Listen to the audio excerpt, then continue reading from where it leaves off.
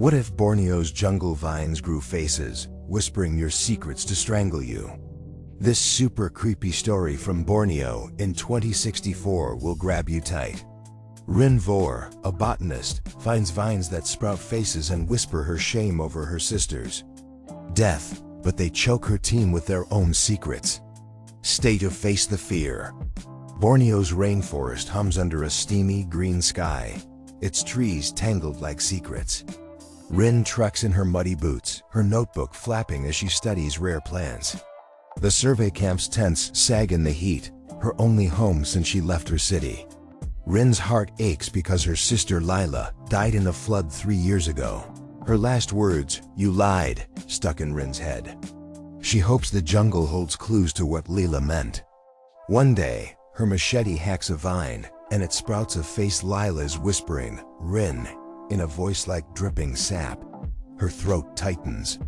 She thinks it's the heat, but she freezes when the vine's face twists, Lila's eyes hollow, staring at her. Ryn's scared, but she can't stop searching. The woven vines get creepier, growing more faces, and bad things start happening at camp. Tools rust, fires die out, and the air feels thick like it's full of shame. Ryn's flashlight, which lights her path, stings her head, like the whispers are sneaking into her brain. Other researchers hear vines whisper their secrets stolen. Money, hidden fights, then choke, wrapped in vines. Ryn checks a vine, but its bark is weird, with tiny carvings that glow under her light. She tells her friend Tick, a gruff tracker with a scar on his neck from a jaguar scratch. Tick scours the jungle and finds carvings, pictures of people strangled, their secrets carved in bark. The vines hiss, "You're bound," in a spooky voice, and Ryn's hands shake so bad she drops her machete. What's this jungle trying to do? Ryn and Tick decide to find out. They gear up and hack through the rainforest, where the air's wet and smells like rot. The vines twist like a maze, sprouting faces that moan too fast. Their lights catch strange carvings, shapes that shift when they're not looking. Ryn's stomach knots like something's watching. The carvings lead to a deep grove, its ground pulsing like a heart. In the center, a giant vine coils, sprouting faces that scream like a choir.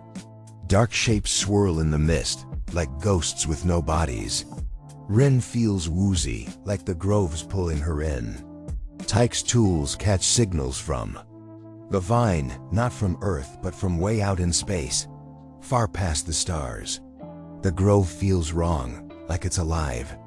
Ryn's flashlight shows scary pictures, Lila's flood, researchers choking, and an old camp swallowed by vines.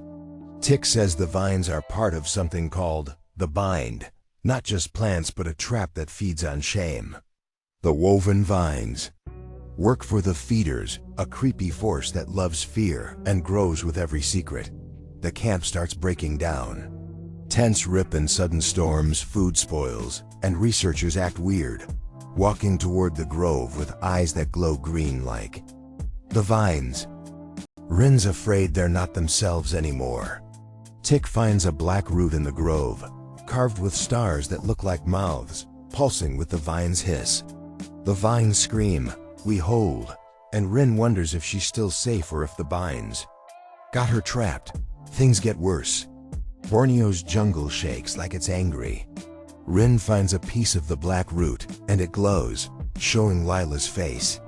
She looks so scared, like she's stuck in a vine, begging Ryn to run.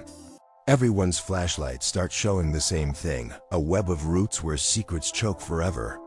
The giant vine shows a net of green lines, like a trap catching every person.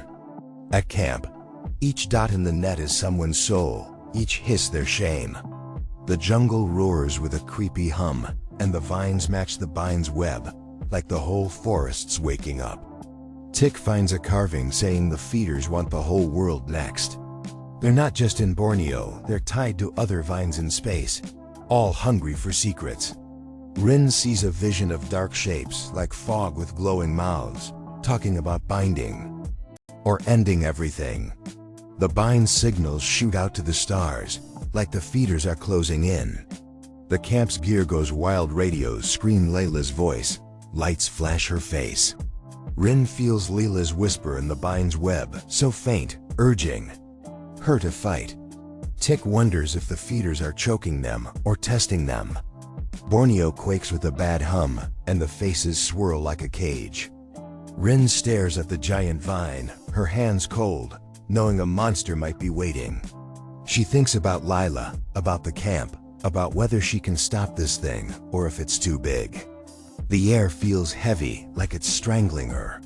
The camp's too quiet now, and Ryn's not sure if she's alone or if the feeders are already in her mind. The vines glow brighter, their hisses louder, like they're thrilled. Ryn steps back, but the ground pulses and the voices grow stronger, calling her name over and over. She looks at Tick, who's pale, staring at the vine.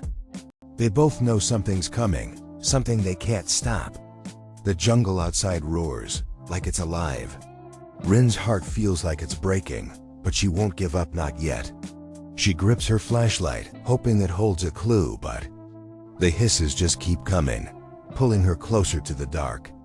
The vines feel alive, their glow spreading like poison. Ryn wonders if she'll ever leave, or if the bind has already choked her soul. Twist.